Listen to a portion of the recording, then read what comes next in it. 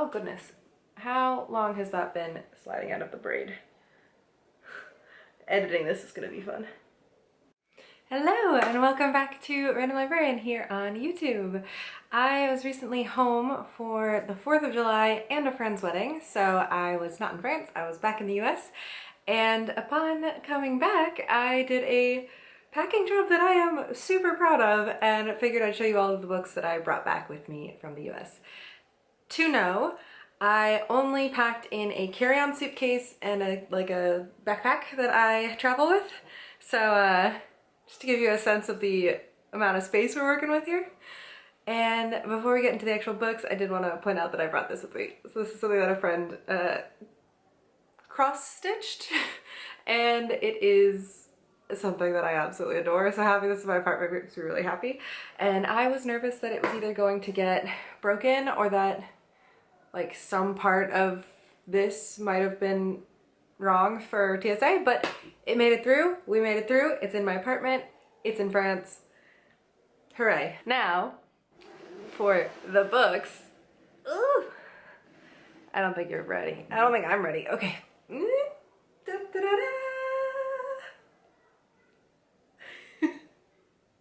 So these are just the ones that I packed from the US to bring to France.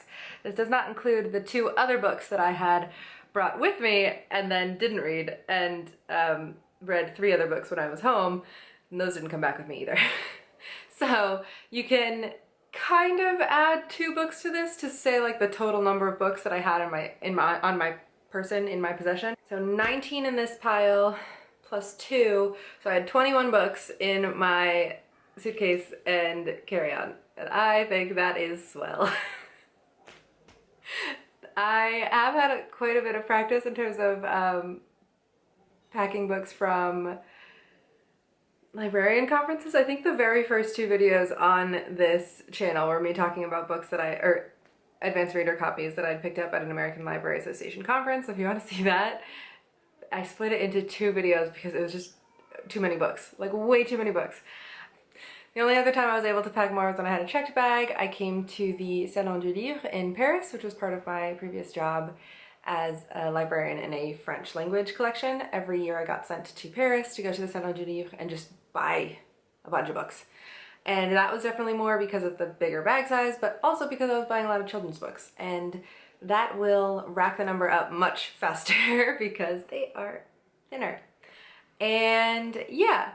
In any case, I am very proud of this stack we got going on, so let me give you a little bit of an overview. This was my book that I had with me on the plane. I don't even know if I packed this or if I just like had it in my hand when I was walking, and then I got something at a Hudson News and just stuck it in that bag. Still counts though, I think. I was reading this when I was home, and I should have been able to finish it while I was home. But when I was at the beach, I put it on a rock and then went to the ocean, and it fell off the rock and into the ocean. So it was in front of a dehumidifier for about 2 or 3 days before I could like move the pages again. And this was a book talk recommendation. It's like spicy fantasy set in our world, but magical creatures are known. And the love interest is a dragon shifter who's also kind of Tony Starkish, billionaire with a huge tower, and mysterious main character whose powers we don't know or understand yet, but she's not able to be locked in a room, so she steals something from him, and you're not supposed to steal from dragons' hordes. Everyone should know this.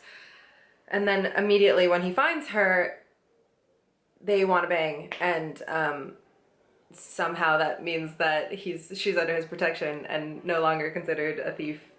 I don't know. I'm not loving the writing style, even though it is in 3rd person, which is normally my jam. And I really don't like the cover, but I think the other version of this is worse, so this is the lesser of 2 evils. I think if you like ACOTAR, you will probably like this. But when it comes to Sarah J Maas, I am more of a fan of the other series that I'm in the middle of, which is these guys. Puts the romance a little bit less on the front burner, and this one is all romance on the front end of things. So kind of current thoughts and also rundown of what the book is. Next one is The Lido, which I was gifted by Anna from Girls Who Read Around on Instagram. This is also a bookmark she gave me from her latest trip. Isn't it cute? I love it so much. And this is the story of Rosemary and Kate. So Kate is a journalist who keeps being given these like shorter or like more fluff pieces, and she is a little bit separated from her friends from college because she no longer lives in the town where she went to school, and is kind of looking for something to ground herself. So far she's already had a panic attack on page. Rosemary is 86 years old. There's a lot of like flashbacks throughout her life and throughout British history because this is set in the UK. And she swims at the local outdoor pool every day. Kate gets assigned a piece to write about the pool and its potential closure, and shenanigans happen. They become friends, and Rosemary kind of like says, I will speak to you if you come and swim at the pool. And so they Kate gets to see this community and be part of something again, and then I think they both fight to save the pool, if I had to guess where this is going. Anna told me that it's very heartwarming and kind of like a fun, fresh, lighthearted read, which is always a good idea to have in a back pocket. So the next four I already showed you. They are Sarah J Maas books. I think I'm supposed to read these two at the same time, which is why I haven't read either one yet, because that is so many pages. Oh my god. I also don't know if I'm going to remember where the story was before I stopped, because it's been probably a year since I picked up any of the books from this series. There were dragons, or winged beasts at least, and I think that things had just kind of fractured and the different groups were going in different directions, and Aelin was on her way to her actual kingdom so that they can build their army against the evil army, which we have already seen, and which may no longer have the winged beasts. I think the witches are doing their own thing. That all could be super wrong, and you will probably know better than I do. But as I'm looking at this, this is my first casualty of my suitcase, and that is The Assassin's Blade, which are the novellas. If someone could tell me if these are like actually worth reading or not, that'd be great. I have heard that you're supposed to read them after everything is after you've read the rest of the series, including the absolute brick of a final novel. Like, I could have gotten more books in my suitcase if I had just not picked this or the one hardback that I think I brought with me. But that is for Christmas Ingrid to deal with, not current Ingrid. Yes, so I heard that the novellas spoil certain things about the rest of the series, so it's better to save them for after. So hopefully I'm so in love with the conclusion of the series that I want to continue with the novellas so that I don't regret bringing that with me in the place of another book. Next up we have Malice, which I won in a giveaway, and this had a lot of buzz when it first came out, and then I haven't heard anything since. This is the one hardcover I brought with me because I don't love hardcovers. I am a paperback bitch. This is a retelling of Sleeping Beauty. I do love princess retellings, especially when they take an interesting twist. I think this is a sapphic retelling of Sleeping Beauty, which, sign me up, let's go.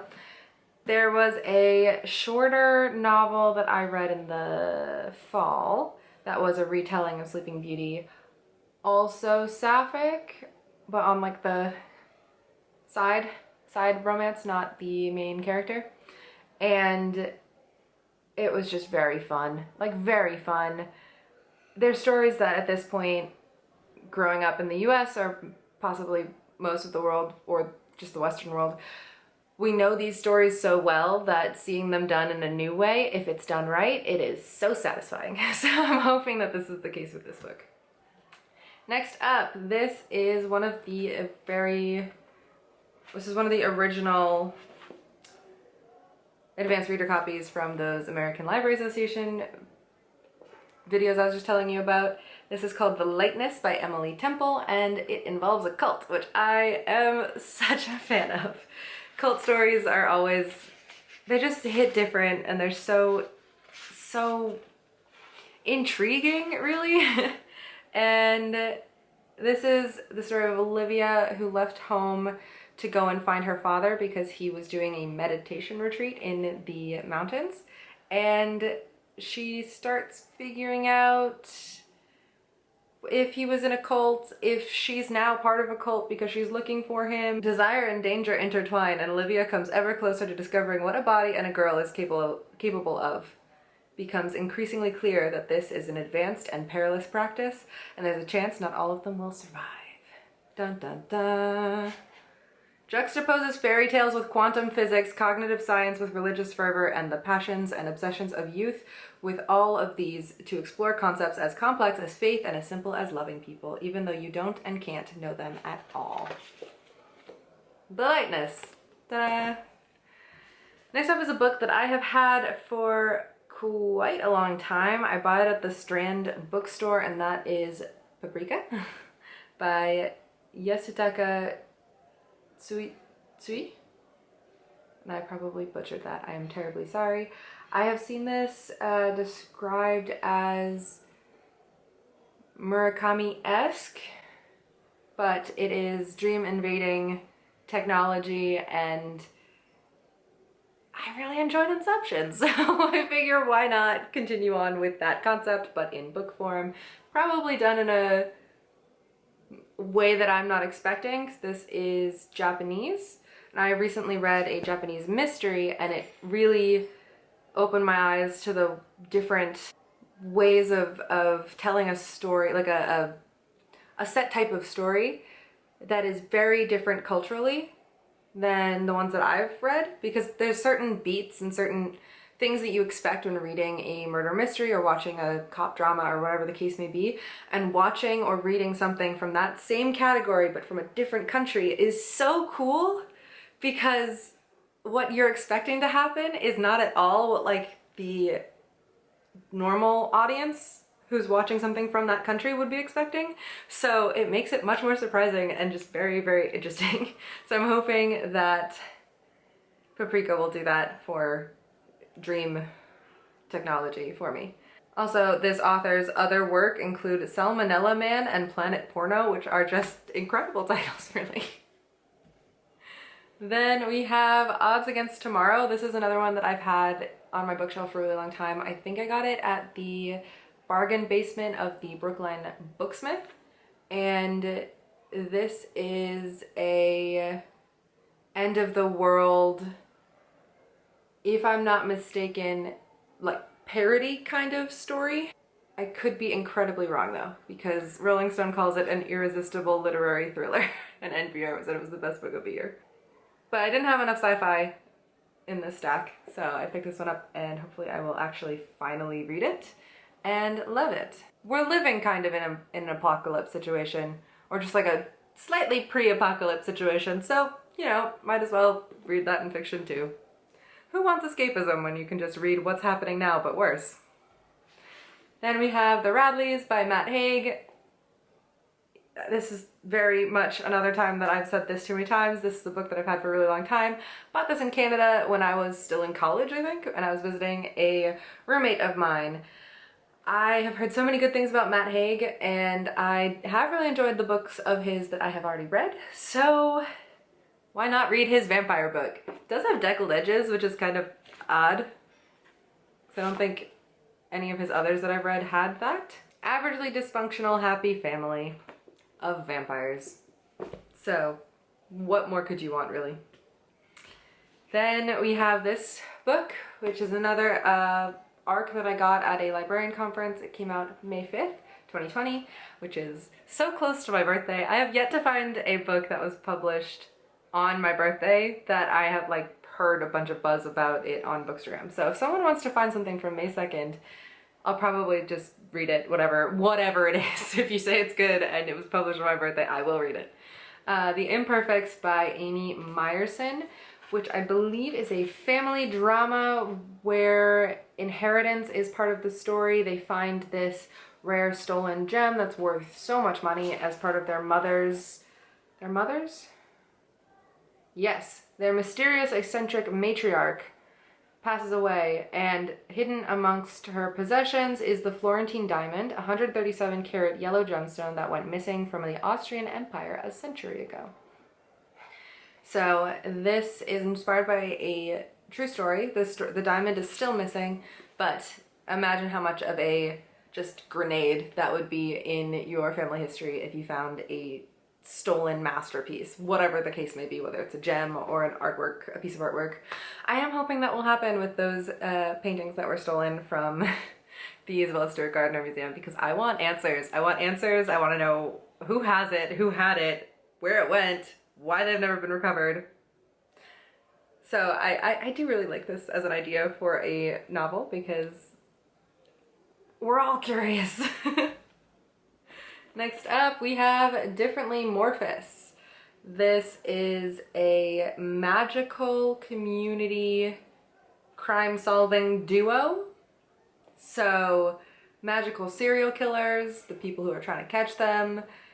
It's our world, but slightly wackier. I believe it's set in the UK. So, the slang is always fun. It is the Ministry of Occultism, so I'm interested in figuring out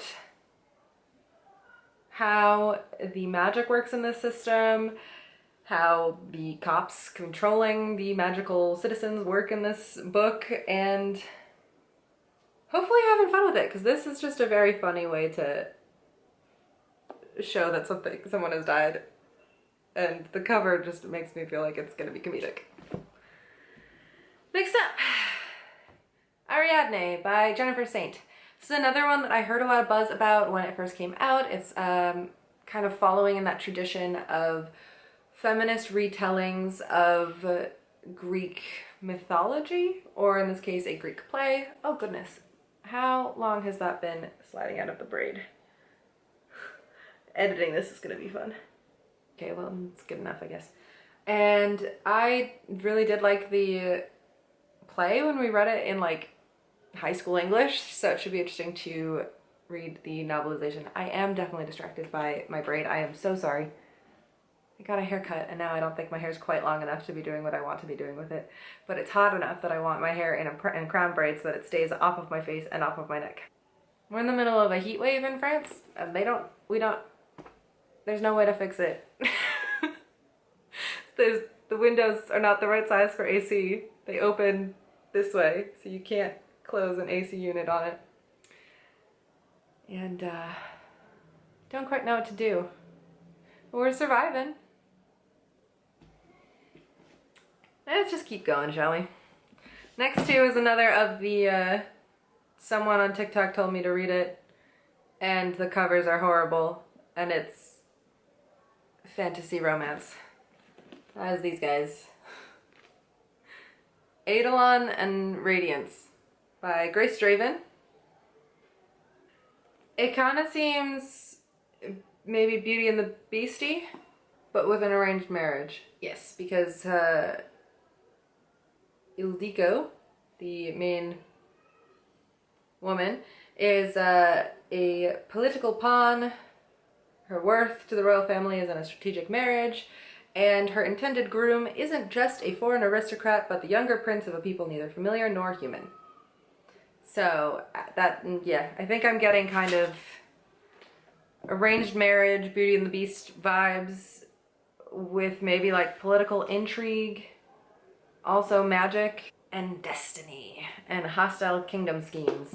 There's a lot going on there. I really didn't like Master of Crows, which is the other book that I got by Grace Draven. I only am just remembering that because it's on the cover. So, yikes. Hopefully the relationship between our two main characters in this is not like the relationship in the two main characters in that, because I was not a fan of the way that he talked about her.